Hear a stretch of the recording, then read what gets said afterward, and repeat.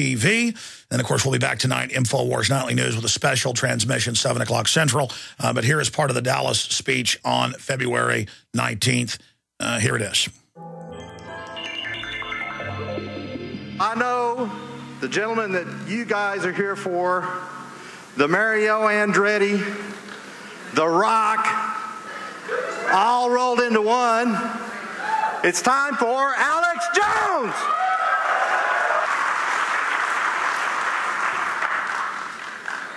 Now, look at all these articles and documents and notes I've got. Hell, I got to do a good job with all you great people out here. You know, like I said earlier when I introduced that documentary we just showed, I am humbled by meeting you. I'm humbled by talking to you. And I know that it's in people like you that we're going to turn this around. Because we don't have a choice. How many times have we been lied to? How many times have we caught the system doing everything it can, not just to rob us, but to try to ruin our lives so that we're weak and poor and dominated by them so they can control our destiny? I don't like that. I want to see humanity doing well.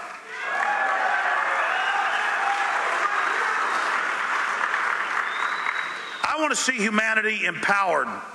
You know, my dad's a dentist, and at least once a year for more than 20 years, he's gone to Latin America to be part of these free clinics for these different doctors' organizations that take care of kids. And he told me the same stories that my uncle told me, who did years of work as a missionary in Central and South America. And he said, you know, you don't appreciate life, even though my uncle was in Vietnam, a helicopter pilot, until you see children at orphanages where the orphanages don't even have the money to pay for food, and there's little kids with their rib cages sticking out. That's what we're talking about. You have to realize, I have to realize, and really let it burn into our brains, that more than 15 million children, according to the UN and their own numbers, it's probably higher, 15 million children a year starve to death on this planet. And another 20 million adults. And our corrupt, stinking, corporate fascist government pays farmers not to produce food. And it's not just that they're trying to protect our markets. Then you find out that they've got all these endless white papers, as many as you could ever read. Every day, Aaron Dyke's doing research, and others of my crew bring in. This is on the Rockefeller Foundation. This is on the Carnegie Foundation. This is on the Ford Foundation. Here's a Planned Parenthood document. Oh, where is it? It's on, you know, this university site archive, talking about how in the 30s, 40s, and 50s we got to shut food off to people to kill them. And then some people say, well, there are too many people. I love the yuppies that'll say, well, okay, there is a population control agenda, but there are too many of those people. And I'm like, don't you get it, you little jackass bastard? You think you're part of the system? Your water, your food, your vaccines, it's all jacked with the same stuff, you little piece of crap.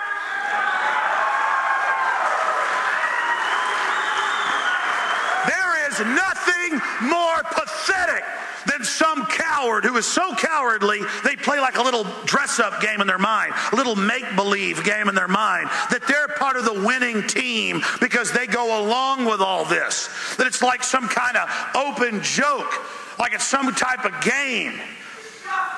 I've had so-called establishment types. It's always somebody who's worth like $50 million and thinks they're part of the elite when that ain't even middle class for the globalist, who'll come up to me and say, well, Alex, you know, maybe 9/11 is an inside job, but, you know, it takes things like that to get the people doing what they're supposed to. Like this sack of garbage thinks they're part of the system because they can understand false flag terror and understand that's what it takes to defend America. No. If they did evil things like that to defeat evil, it'd be evil, because you can't become evil to defeat evil like the ring of Sauron in Lord of the Rings. Doesn't work that way. But they're not using evil to defeat evil. They're not even following that fallacy. They have given themselves totally over to it. The globalists compete with each other to see who is the most wicked and ruthless. And in that process have become total madmen, as I documented in this earlier presentation that you saw. And that was only the tip of the iceberg. Our problem in compiling that 40 minutes was that there was so much we didn't get to, so much that we couldn't cover, so much that we couldn't show you how much crisis this world is in. Now, with that said, I've given you the blueprint of madmen. I want to give you the blueprint to defeat the New World Order.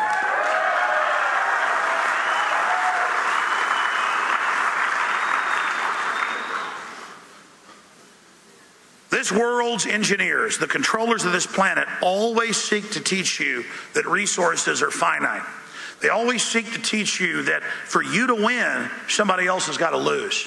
They know full well that's not how this world works, that we have unlimited potential, that we're made in the image of the Creator. Whether you believe in that or not, humankind has given us Beethoven, literature. They've given us all of the science, all of the beauty. They've given us people like Whitney Houston's voice. All the things that are in humanity, all the good. And it's by recognizing that good and that potential and by reaching for what's good and empowers us that we have hope for the future.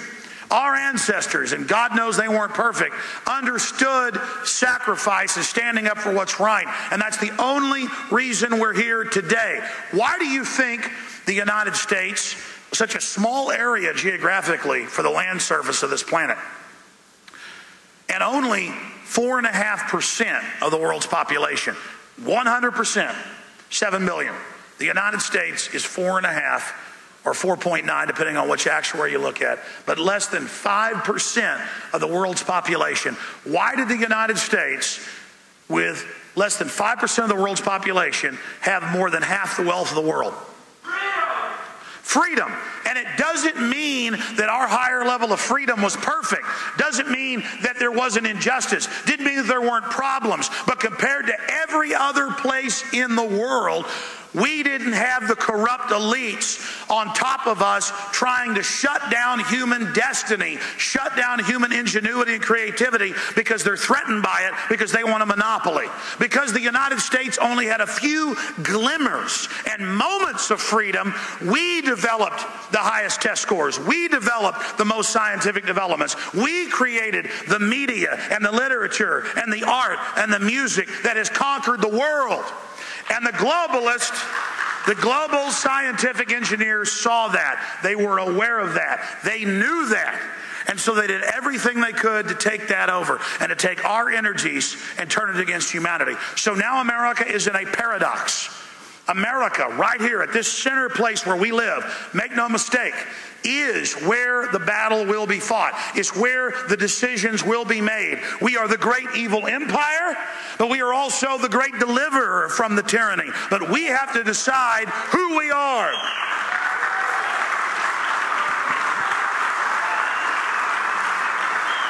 That's why the struggle between good and evil is being decided here. Because we have the birthright of liberty, because we have the basic freedom, because we are armed like no other nation on earth. The globalists have not taken this republic.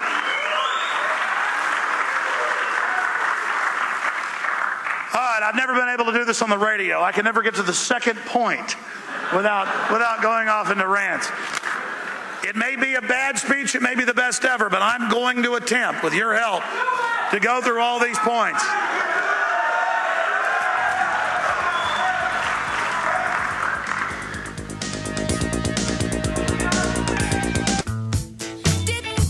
And we are back on this Infowars.com transmission with more from Alex's speech in Dallas, Texas. Of course, it's more than an hour and a half long, so you have to hear the majority of it for yourself. It's up at Prisonplanet.tv and our YouTube channels. And if you think this speech is powerful, wait till you hear the one he gave in Orlando.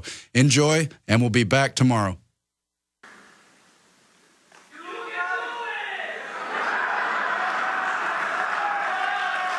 All right, I'll start at the top. Again, I want to thank you all for being here.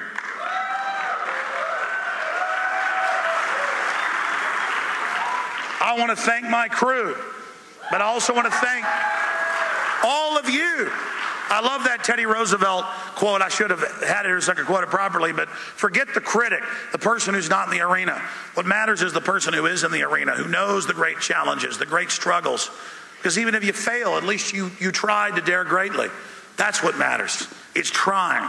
That's where it all starts, is taking action. That's what's fulfilling. And I want to say this to you here now, because I was told several times last week and again today that I am the 21st century Paul Revere. And I said, no. You are the 21st century Paul Revere. And this is not a battle. This is not a war against the undefeated British Imperial Redcoats who'd never been defeated. And George Washington lost almost every battle for 5 years, but they persevered. It was the continuing to fight. It was the resistance that was the victory. And that's why the system attacks that victory, because it hates it. Anything the New World Order attacks, you better believe that's where the liberty is. That's where the freedom is. That's what's good. Not because it's perfect, but like King David of the Bible, the heart is right. That's what matters. None of us are perfect. And the system will try to tell us how we're bad and how we're impure and how we're not good. None of that matters. It's our hearts that matter. It's what we stand for. It's who we are in the final equation that matters. Do we serve light or do we serve the murdering, destructive darkness? That's the question that you must decide, and it's a decision you must make. The system tells you there's not that decision, because that decision is there, and that decision is where all the power in this universe resides. As Martin Luther King said, the universe bends towards justice. Providence is on the side of justice. The minute, the second you commit yourself to liberty and freedom and justice, even your body be killed, your spirit truly has victory.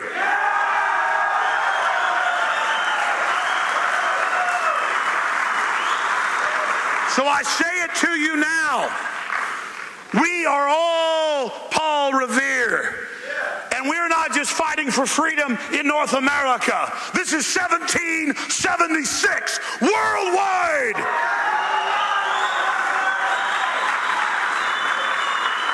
Our republic's wealth and everything it is and all of its challenges has now been teamed up, pulling the globalist system of enslavement and war and death.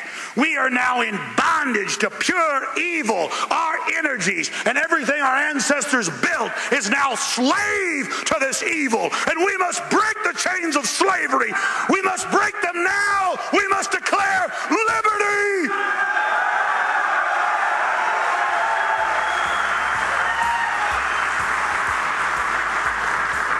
Now, those are just the notes up here on the top of the page. Because, I'm sitting there writing key points I want to cover and just thinking I'm not worthy to bring you this message. But it doesn't matter, because it's a mission we must all carry out. And what matters is that we give